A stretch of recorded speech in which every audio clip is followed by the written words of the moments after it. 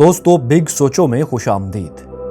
पहाड़ कैसे उगते हैं? इस लाइन से आप में से कुछ दोस्तों के क्यूरियस माइंड में ये बात जरूर आई होगी कि ये क्या बात हो रही है। भला पहाड़ कोई पौधा या दरख्त है जो उगेगा? कुछ के ख्याल में फिक्रा दुरुस्त यूं था कि पहाड़ कैसे बनते हैं। तो माय क्यूरियस फेलोज, हकीकत ये है कि पहाड़ कैसे उगते हैं, यही दुरुस्त फिक्रा है। क्योंकि पहाड़ जमीन के दामन से ही उगते हैं और ये अमल मुसलसल जारी रहता है। आज की इस वीडियो में हम आपको पहाड़ों की इकसाम और इनकी फॉर्मेशन के बारे में दिखाएंगे। क्या आप जानते हैं कि जमीन पर सबसे बुलंद पहाड़ माउंट एवरेस्ट की चोटी भी हर साल कुछ और ऊपर हो जाती है? ये कैसे और क्यों होता है, ये सब आप इस वीडियो में जान सकेंगे। दोस्तों, दुनिया में लाखों पहाड़ और बेशुमार पहाड़ी सिलसिले हैं। ये सिलसिले सातों बर्रे आज़मों में फैले हुए हैं। इन सिलसिलों में, इन माउंटेन रेंजेस में सबसे बड़ा पहाड़ी सिलसिला हिमालय का है। इसमें दुनिया के बुलंद तरीन पहाड़ मौजूद हैं। ये पहाड़ी सिलसिला चीन, हिंदुस्तान, नेपाल, भूटान और पाकिस्तान में फैला हुआ है। हिमालय की कुल लंबाई तकरीबन 1500 मील है। दुनिया का सबसे बुलंद पहाड़ माउंट एवरेस्ट, जिसकी ऊंचाई 29,035 फीट है, वो भी यहीं मौजूद है। लेकिन दोस्तों, ये इस पहाड़ की बात है जो हमें ज़मीन से नज़र आता है, जबकि दुनिया में कुछ बुलंद तरीन पहाड़ सतह समंदर से नीचे भी मौजूद हैं। यूनाइटेड स्टेट्स ऑफ अमेरिका के जजीरे हवाई में एक बुलंद तरीन आतिशफिशा पहाड़ की चोटी है और इस पर जजीरे का बड़ा हिस्सा मुश्तमिल है। ये पहाड़ आधे से ज्यादा पानी के नीचे यानी समंदर में है। दोस्तों, एक और दिलचस्प बात आपको बताएं कि दुनिया की बुलंद तरीन चोटी का एजाज जो आज माउंट एवरेस्ट के सर है, वो जजीरे हवाई पर मौजूद मोनाकी पहाड़ को भी हासिल हो सकता था। ये बात हम इसलिए कह रहे हैं क्योंकि माउंट एवरेस्ट सतह समंदर से 29,035 फीट बुलंद है, जबकि मोनाकी समंदर की सतह से सिर्फ 13,796 फीट ऊंचाई पर खड़ा है। लेकिन ये पहाड़ बहरुल काहिल में 19,700 फीट नीचे तक है, यानी जितना ये जमीन के ऊपर है, इससे ज्यादा समंदर की सतह के नीचे है। इस तरह मोनाकी की कुल ऊंचाई, इसकी बुनियाद जो समंदर के अंदर है, वहां से लेकर चोटी तक तकरीबन 33,500 फीट बनती है, जो माउंट एवरेस्ट की बुलंदी से कहीं ज्यादा है। अगर आप मोनाकी और माउंट एवरेस्ट को एक दूसरे के साथ खड़ा करें तो मोनाकी माउंट एवरेस्ट से 4,436 फीट ऊंचा होगा। अब ऐसा करना तो मुमकिन नहीं, और पहाड़ों को आमतौर पर सतह समंदर से ही मापा जाता है, सो माउंट एवरेस्ट ही 29,035 फीट बुलंदी के साथ पहाड़ों का बादशाह रहेगा, यानी यही नंबर 1 है। दोस्तों, समंदर में पहाड़ों का सबसे बड़ा सिलसिला अटलांटिक ओशन में मौजूद है। अब आपको बताते हैं कि ये पहाड़ उगते कैसे हैं। तो दोस्तों, जैसे ज़मीन में बीज को बोया जाता है और इससे पौधा निकलता है, उसी तरह पहाड़ों का बीज ज़मीन में मौजूद टेक्टोनिक प्लेट्स होती हैं। इन प्लेट्स की हरकत से, इनके टकराने से पहाड़ उभरते हैं। माय क्यूरियस फेलोज, हमारी ज़मीन की सतह कई टुकड़ों से मिलकर बनी है। यही टुकड़े टेक्टोनिक प्लेट्स कहलाते हैं और एक दूसरे से टकराते रहते हैं। इनके टकराने से ज़मीन की सतह हरकत करती है और ज़लज़ले आते हैं। जब दो टेक्टोनिक प्लेट्स एक दूसरे से टकराती हैं तो ये मूवमेंट आहिस्ता आहिस्ता ज़मीनी सतह को ऊपर की तरफ धकेल कर पहाड़ बना देती है। लेकिन दोस्तों, ये अमल बहुत ही सुस्त रफ्तारी से जारी होता है। कई साल, कई दहाइयाँ, कई सदियाँ, यहाँ तक कि लाखों करोड़ों साल ये अमल जारी रहने से पहाड़ बुलंदी की तरफ गामजन होते हैं। टेक्टोनिक प्लेट्स की हरकत से ज़मीन ऊपर को उठती रहती है और यूं पहाड़ लाखों साल तक बढ़ते चले जाते हैं। इनकी ऊंचाई में, इनकी बुलंदी में मुसलसल इजाफा होता रहता है। दुनिया की बुलंद तरीन चोटी माउंट एवरेस्ट हर साल तकरीबन 2 सेंटीमीटर ऊंची हो जाती है। ये अमल आज भी जारी है।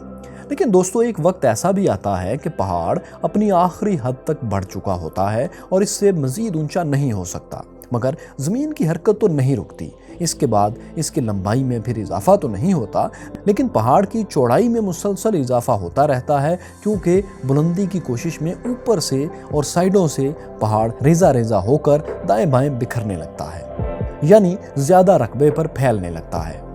अब आपको समझ आ गई होगी कि कैसे पहाड़ ज़मीन से उगते हैं। आप सोच रहे होंगे कि ये टेक्टोनिक प्लेट्स हरकत क्यों करती हैं। दोस्तों, क्योंकि इनके नीचे लावा होता है जिस पर ये तैर रहे होते हैं। लेकिन अगर अब भी आप नहीं समझे तो आपने घबराना नहीं, हम आपको मज़ीद आसान अल्फाज में एक छोटी सी मिसाल से बताते हैं। दोस्तों, एक बिस्किट के 2 टुकड़े करें, इसे क्रीम की बारीक तह के ऊपर रखें। फिर दोनों टुकड़ों को एक दूसरे के आमने सामने कुछ फासले पर रख दें। फिर आहिस्ता आहिस्ता इन्हें एक दूसरे के करीब सरकाते जाएं। आप देखेंगे कि दोनों टुकड़ों के दरमियान एक क्रीम और बिस्किट के टुकड़ों का मिला जुला पहाड़ सा बनना शुरू हो जाएगा। अब आप बिस्किट के टुकड़ों को टेक्टोनिक प्लेट समझें और क्रीम को ज़मीन के अंदरूनी सतह के अंदर मौजूद लावा और दूसरे मादे समझें, तो आपको सारी बात समझ आ जानी चाहिए। इसी तरह जब 2 टेक्टोनिक प्लेट्स एक दूसरे की जानिब बढ़ती हैं, आपस में टकराती हैं, तो ज़मीन की सतह दरमियान से बुलंद होने लगती है और यूं उनके बार बार टकराते रहने से पहाड़ बनते और उगते और बुलंद होते रहते हैं। लेकिन सब पहाड़ देखने में दोस्तों एक जैसे नहीं होते। आपने देखा होगा कि कुछ पहाड़ बहुत बुलंद और नोकीले होते हैं, जबकि कुछ गुंबदनुमा होते हैं। जैसे पहाड़ एक दूसरे से मुख्तलिफ होते हैं, इसी तरह इनकी फॉर्मेशन भी एक जैसी नहीं होती, बल्कि इनका फॉर्मेशन प्रोसेस एक दूसरे से बिल्कुल अलग होता है। तो आइए आपको बताते हैं कि पहाड़ों की कितनी इकसाम हैं और ये सब कैसे बनते हैं।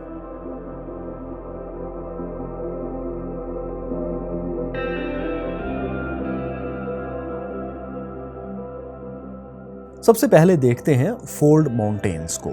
फोल्ड माउंटेन्स दुनिया में पाए जाने वाले पहाड़ों की सबसे आम किस्म है। दुनिया का सबसे बड़ा पहाड़ी सिलसिला भी इसी किस्म का है। फोल्ड माउंटेन्स जैसे पहाड़ी सिलसिले लाखों सालों में बनते हैं। फोल्ड माउंटेन्स उस वक्त बनते हैं जब टेक्टोनिक प्लेट्स आपस में टकराती हैं और इनके किनारे टूट जाते हैं, बिल्कुल उस तरह जैसे कागज का एक टुकड़ा एक साथ धकेलने पर फोल्ड हो जाता है, या बिस्किट का टुकड़ा जो हम आपको अभी दिखा चुके हैं। प्लेट्स के टकराने से जब जमीन का हिस्सा ऊपर को उठता है तो इसे एंटीक्लाइन्स का नाम दिया जाता है, और जब ये फोल्ड नीचे की तरफ हो तो इसे सिंक्लाइन्स कहा जाता है। दुनिया में पाए जाने वाले फोल्ड पहाड़ों में एशिया में मौजूद हिमालय के पहाड़, यूरोप में आल्प्स, जनूबी अमेरिका में एंडीज, शुमाली अमेरिका में रॉकीज और रूस में उराल्स के पहाड़ी सिलसिले शामिल हैं। दोस्तों, एक और दिलचस्प बात आपको बताएं कि अब से करोड़ों साल पहले दुनिया के तमाम बर्रे आज़म एक ही सुपर कॉन्टिनेंट थे जिसे पेंजिया कहा जाता था। फिर ये बड़ा सुपर बर्रे आज़म 2 बड़े सुपर कॉन्टिनेंट्स में तकसीम हो गया, जिनको गोंडवाना लैंड और लॉरेशिया कहा जाता था। उस तकसीम के वक्त बर्रे सगीर गोंडवाना का हिस्सा था और ऑस्ट्रेलिया के साहिल के करीब वाक़या था। फिर आहिस्ता आहिस्ता करोड़ों साल में ये छोटा सा बर्रे आज़म खिसकता खिसकता शुमाल मशरिक में आकर मौजूदा यूरेशिया प्लेट, जो कि सुपर कॉन्टिनेंट लॉरेशिया का हिस्सा हुआ करती थी, उससे टकराया और इस टकराव के नतीजे में हिमालय का अजीम पहाड़ी सिलसिला वजूद में आया। और ये बात है आज से तकरीबन 5 करोड़ साल पहले की।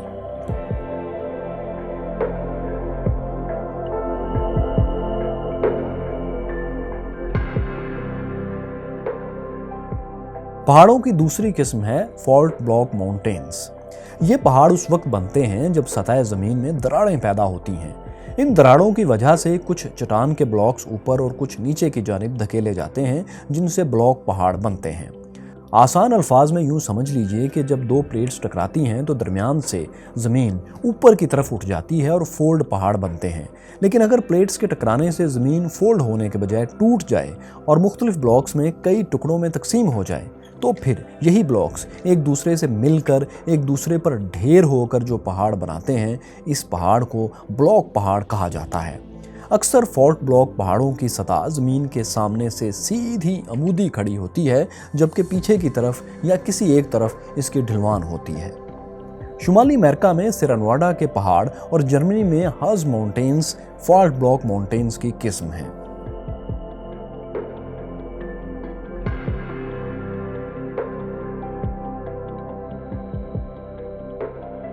पहाड़ों की तीसरी किस्म डूम माउंटेन्स है।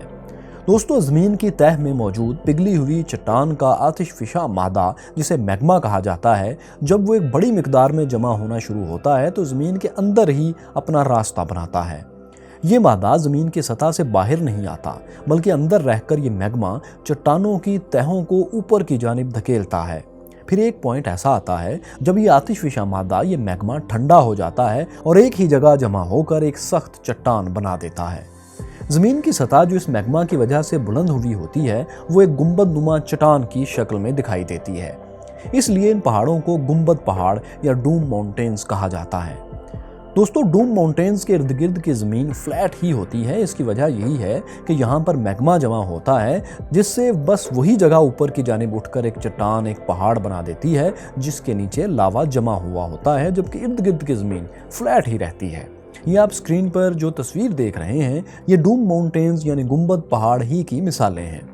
दोस्तों इस मुख्तसर तफसील से आप ये तो जान चुके होंगे कि गुंबद पहाड़, डूम माउंटेन्स बनते कैसे हैं, लेकिन ज़रा ठहरें।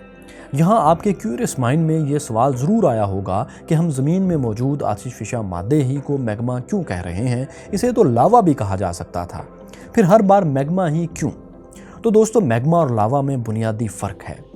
ज़ेरे ज़मीन मौजूद पिघली हुई चट्टान के लिए मैग्मा की इस्तिलाह इस्तेमाल की जाती है। ये आतिशफ़िशा मादा ज़मीन की तह में मौजूद रहता है, जबकि लावे का लफ्ज़ उस पिघली हुई चट्टान के लिए इस्तेमाल होता है जो ज़मीन की सतह से बाहर निकल आती है।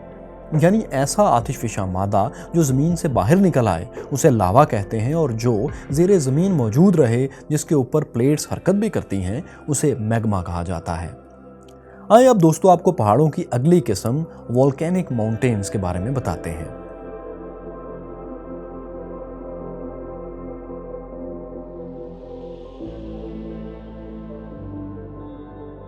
ये चौथी किस्म वोल्केनिक माउंटेन्स यानी आतिशफ़िशा पहाड़, अब जैसा कि नाम से जाहिर है आतिशफ़िशा के फटने से बनते हैं।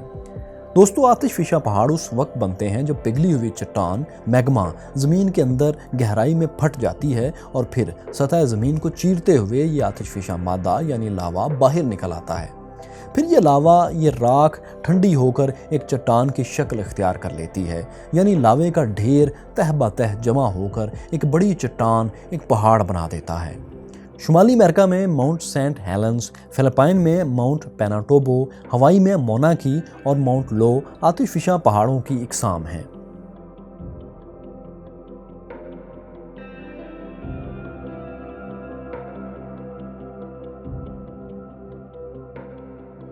पहाड़ों की पांचवीं किस्म इरोजन या प्लेटो माउंटेन्स हैं। दोस्तों प्लेटो माउंटेन्स ज़मीन की अंदरूनी सरगर्मी से नहीं बनते, बल्कि ये पहाड़ इरोजन से बनते हैं।